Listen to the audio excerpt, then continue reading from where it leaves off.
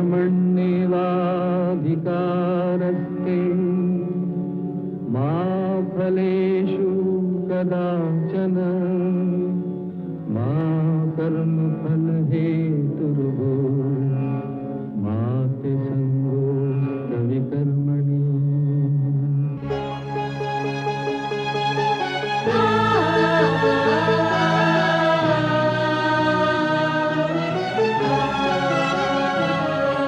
ये औरत है कुदरत का अनमोल तोहफा, ये ममता का सागर, मोहब्बत का दरिया है। हर नस्ल हर देश पर कर्ज इसका बनाया गया, त्याग को फर्ज इसका।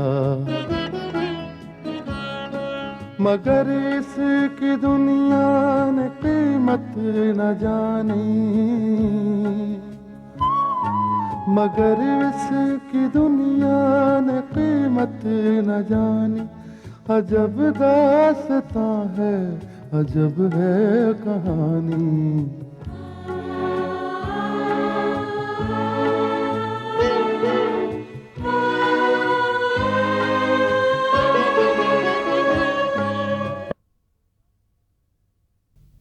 मगर जगताप इस बात का ख्याल रखना कि बच्चे की जान को किसी तरह का कोई नुकसान ना पहुंचे।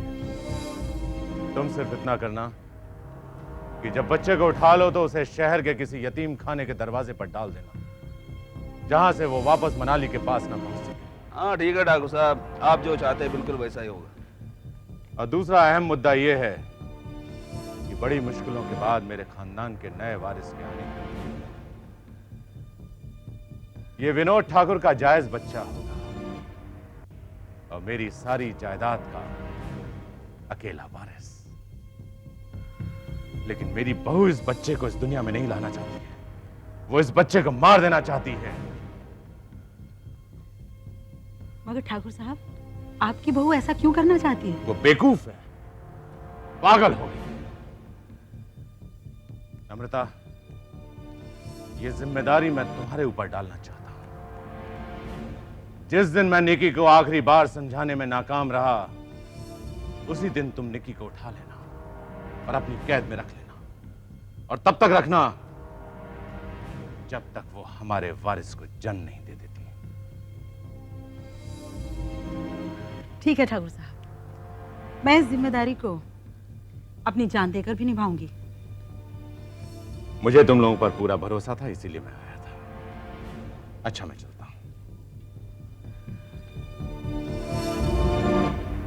ये आदमी सिर्फ कहिया ही नहीं बल्कि नीच और कमीना है। अरे वो बच्चा जो इसका पोता, वो उसी का अपहरण करना चाहता है और उसे यतीम खाने पे छोड़ना चाहता है ताकि उसका नामो निशान तक मिट जाए। बहू जो बच्चा पैदा नहीं करना चाहती, ये उसे बच्चा पैदा करने पे मजबूर कर रहा है।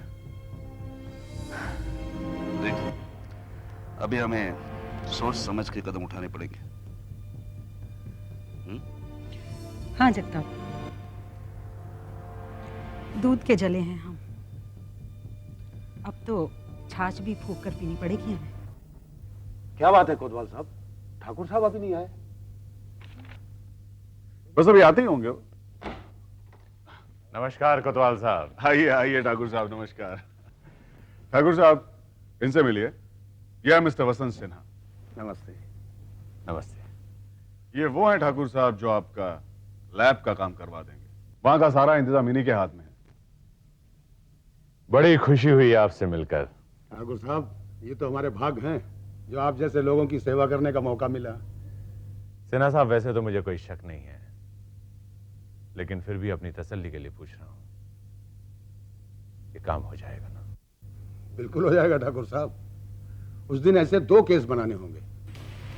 उस दिन मनाली अपने बच्चे को लेकर जाएगी, इसी तरह से एक दूसरी औरत अपने बच्चे को लेकर जाएगी। मनाली की बच्चे की रिपोर्ट दूसरे बच्चे के साथ ज्वाइन कर दी जाएगी, दूसरे बच्चे की रिपोर्ट मनाली के बच्चे के साथ। बस काम हो गया। बस एक बार काम हो जाने दीजिए सिन्हा साहब, जो भी खर्चा होगा वो मुझे मंजूर है।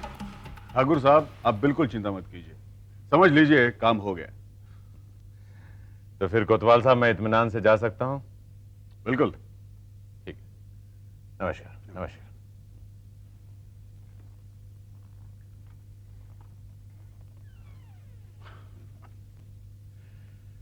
सिन्हा जी, बड़े खुश नसीब हैं आप।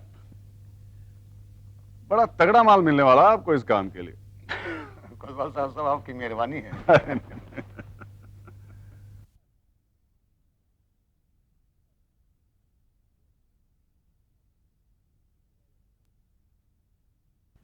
क्या हुआ ठकुराइन? मिलाई अपनी बहू से?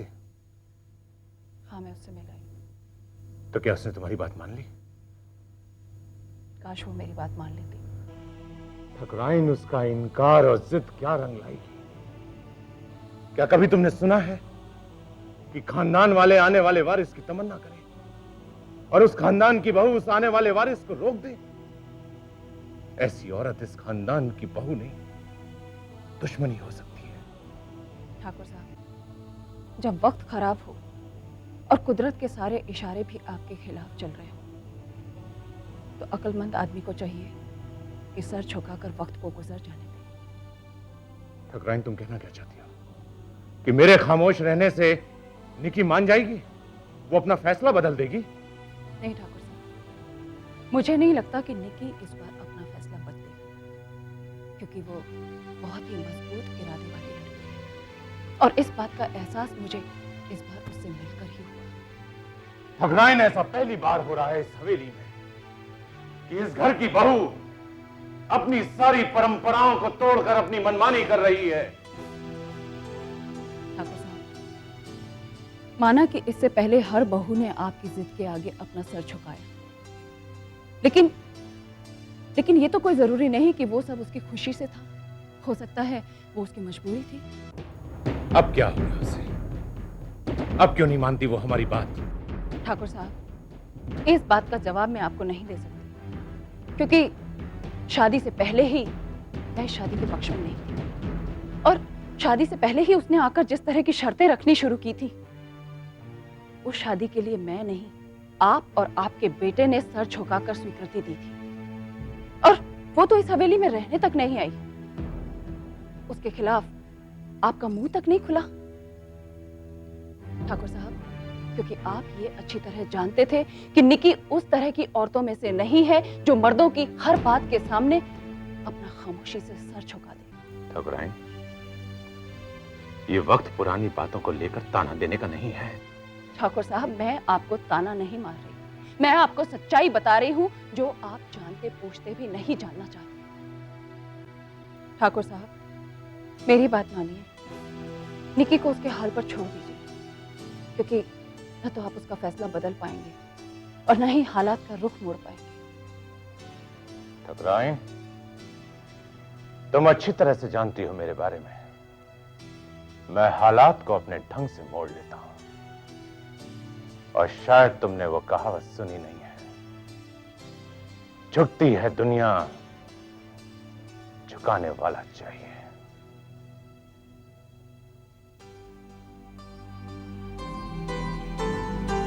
ठाकुर साहब, आज वक्त बदल चुका है, इस बात को अपने दिल से निकाल दीजिए। निक्की टूट जाएगी, झुकेगी नहीं, और अगर आप नहीं झुके तो आप टूट जाएंगे।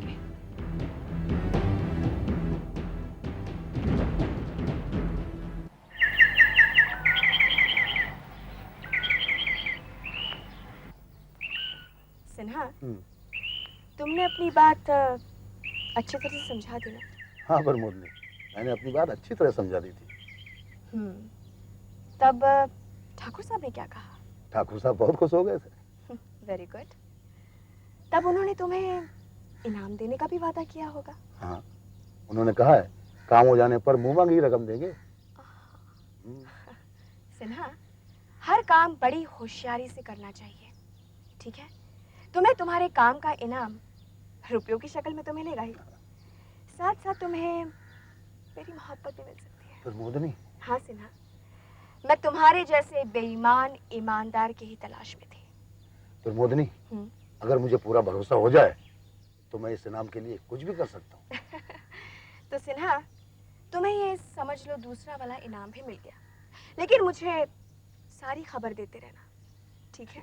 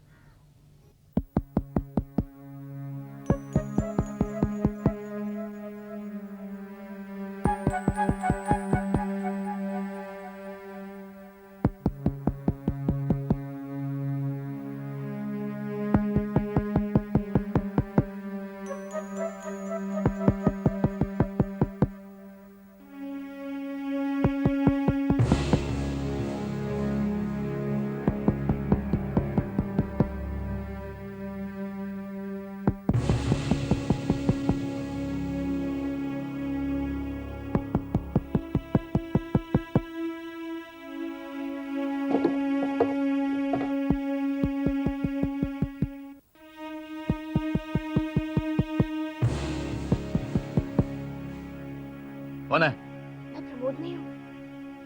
प्रमोदनी?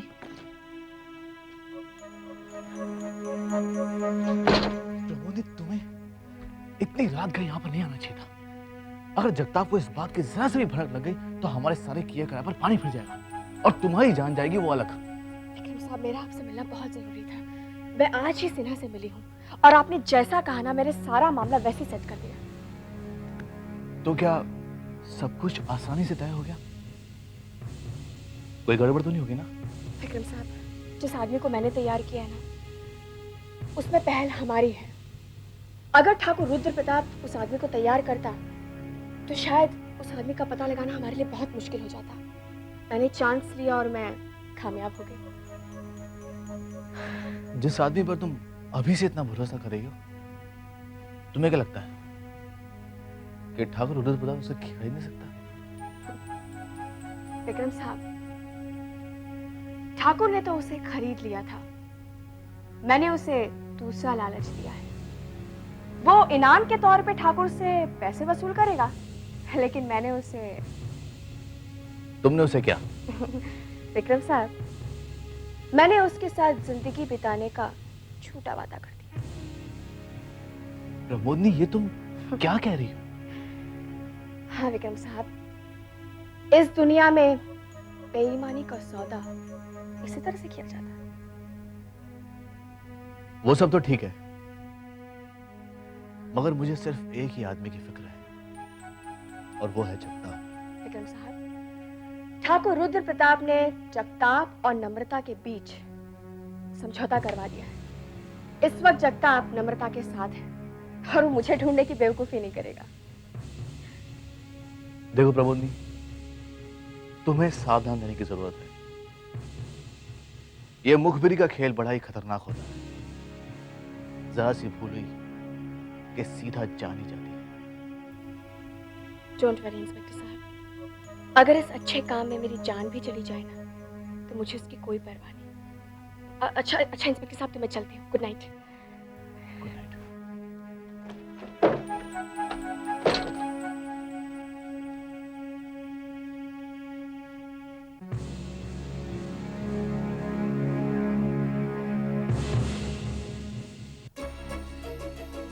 बाबूजी, ये आपने क्या किया? एक बार कम से कम मुझसे पूछ तो लेते। इसमें पूछने की क्या बात है विनोद? इस मामले के तमाम पहलुओं पर गौर करने के बाद मैं इस नतीजे पर पहुंचा हूं कि मैंने जो फैसला लिया है वो गलत नहीं लिया है। बाबूजी, आप समझते क्यों नहीं? निकी उन मामूली औरतों में से नहीं है जो पति, सास और ससुर के दबाव में रहकर अपनी गृहस्थी निभाती। वो एक आजाद किस्म की औरत है बाबूजी, और किसी के दबाव में नहीं रह सकती। वो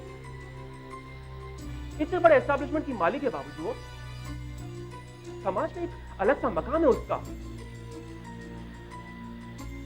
बाबूजी, आप भी उसके सामने कुछ भी कहने से झिझकते थे ना? वो अपनी मर्जी की मालिक है। अगर वो नहीं चाहती बाबूजी की बच्चा हो, तो आपके चाहने या ना चाहने से क्या होगा?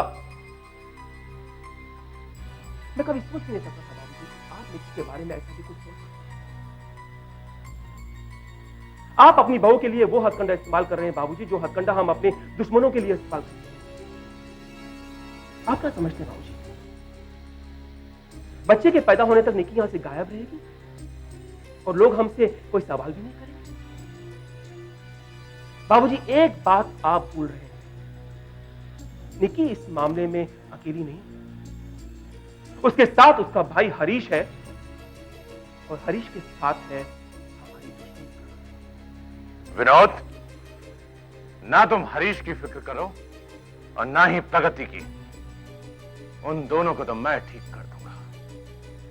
जो कदम मैं उठाने जा रहा हूं उसके बारे में ना कभी हरीश ने सोचा होगा और ना ही कभी प्रगति ने।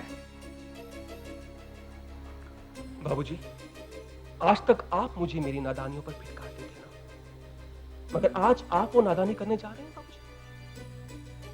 लगता है इसमें आपकी हार हो सकती है और आप ऐसी मुसीबत में फंस सकते हैं बाबूजी, जिसमें से आपका निकलना नामुमकिन हो सकता है, और इसमें मैं खामखा मारा जाऊंगा। विनोद बेटे, जो कुछ मैं कर रहा हूं उसमें तुम्हारी भलाई है, इस खानदान की भलाई है, इसलिए मुझे अपना काम करने दो।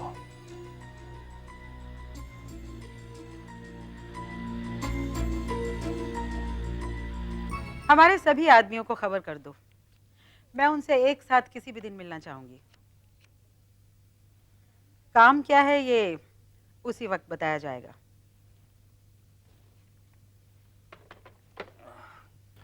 अमृता, ये ठाकुर की क्या पॉलिसी है अपने तो कोई दिमाग में नहीं आ रहा। अरे वो औरत का अपहरण करना कोई हलवा काम थोड़ी ना है। जगताप, ठाकुर साहब ने बहुत सोच समझ कर ये काम मुझे सौंपा है। मुझे करने दे ये काम, क्योंकि इस काम को एक औरत ही बहुत अच्छी तरह से कर सकती है। जानता है क्यों? क्योंकि जिसका अपहरण करना है वो भी तो एक औरत ही है। नहीं, वो सब ठीक है, लेकिन जिसका अपहरण करना है वो कोई मामूली औरत थोड़ी ना है। वो सिर्फ वो ठाकुर रुद्र प्रताप की बहू ही नहीं, वो एनआरआई औरत है, घाट घाट का पानी पी चुकी है वो। इस काम में जरा भी कोई लफड़ा हो गया ना तो हम तो डायरेक्ट जाएंगे 12 के भाव में। नहीं जगताप, ऐसा कुछ भी होने वाला नहीं है। ये सब तुम मुझ पर छोड़ दो, ओके? आओ आओ ठाकुर साहब भी आ गए, आओ। नमस्ते ठाकुर साहब। नमस्ते। क्या सोचा जगताप तुमने? क्या है ठाकुर साहब,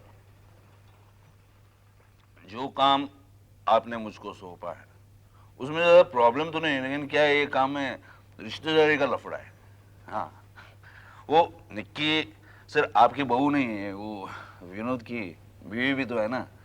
उसने अगर हमारा साथ नहीं दिया तो फिर काम में वांदा हो जाएगा। विनोद की चिंता तुम बिल्कुल मत करो जगताप। विनोद वही करेगा जो मैं चाहता हूं। बिंदास। बस तुम ये बता दो कि तुम्हारी प्लानिंग क्या है। बताओ। ठाकुर साहब, हमारी प्लानिंग बिल्कुल सीधी सी है। विनोद निक्की को गाड़ी में लेकर पंचगनी जाएगा और रास्ते में किसी भी जगह उस गाड़ी का एक्सीडेंट हो जाएगा। क्या मतलब? दिमाग खराब हो गया तुम्हारा? मैं उस बच्चे को इस दुनिया में लाना चाहता हूं और तुम बच्चे के साथ साथ माँ बाप दोनों को खत्म कर देना चाहते हो। ठाकुर साहब, आपने मेरी पूरी बात नहीं सुनी। ये एक्सीडेंट नकली होगा। गाड़ी को बस एक मामूली सा झटका लगेगा और आपकी बहू निकी हमारे कब्जे में होगी। आप विश्वास रखिए, विनोद को हल्की सी चोट भी नहीं आएगी। मैं आपको यकीन दिलाती हूँ कि आपकी बहू निकी हमारे साथ रहकर इतनी आज्ञाकारी हो जाएगी कि वो न सिर्फ अपने बच्चे को ही जन्म देगी बल्कि आपके भी चरण धो धो कर पिएगी। इस पूरे काम के लिए 21 आदमी लगेंगे, जिनमें से 6 लोग तो वो होंगे जिनके पास निकी रहेगी और कुछ लोग वो होंगे जो विनोद की गाड़ी का एक्सीडेंट करवाएंगे। ये एक्सीडेंट एक ऐसे इलाके में होगा जहां जंगली जानवर रहते हैं। वहां से हम विनोद को साफ बचा लेंगे और निकी को वहां से गायब कर देंगे और इस हादसे की खबर उस इलाके के पुलिस स्टेशन में दे दी जाएगी और पुलिस को निकी कहीं भी नहीं मिलेगी। हाँ, एक बात है, आपको अपने परिवार वालों के साथ कुछ दिन के लिए अपनी बहू के मरने का मातम करना पड़ेगा। ठाकुर साहब, ये एक बहुत परफेक्ट प्लान है और इसमें कहीं भी किसी भी गड़बड़ी की कोई गुंजाइश नहीं है। देखो नम्रता, ये सब कुछ तुम दोनों को करना है, लेकिन मैं तुम लोगों को ताकीद भी कर देता हूं कि इस मामले में किसी की जान को कोई खतरा नहीं होना चाहिए और ना ही तुम्हारी प्लानिंग फेल होनी चाहिए। यदि तुम लोगों से जरा सी भी भूल हुई तो याद रखना, मेरा नाम है ठाकुर रुद्र प्रताप सिंह। मैं अपनी पुरानी परंपराओं के हिसाब से तुम लोगों से निपटूंगा। फिर एक बार ताकीद कर देता हूं कि हर काम में सावधानी बरतना, कोई भूल ना होनी पाए।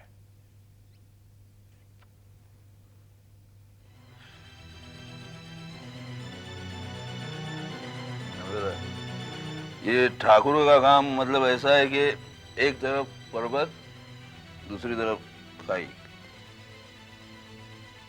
मगर जगताप, मेरा नाम भी नम्रता है, और तू देखना कि मैं इस चैलेंज से कैसे निपटती हूं।